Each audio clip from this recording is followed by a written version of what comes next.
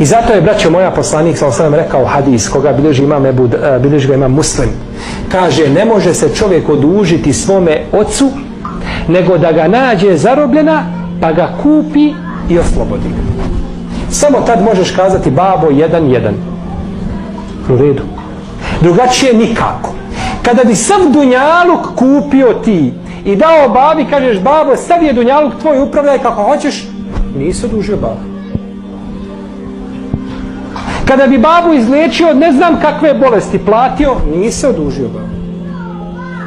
I zato je čudo kad vidiš muslimana, Allah mu otvori malo ovoga svjetskog imetka, ovo svjetskog, i ode babi, kupi mu objekat za stanovanje, kupi mu nije bito kuću, stan, zemljište, auto mu kupi lijepo i odmah babu posmatra odozgo. Babo pred njim ovako mali.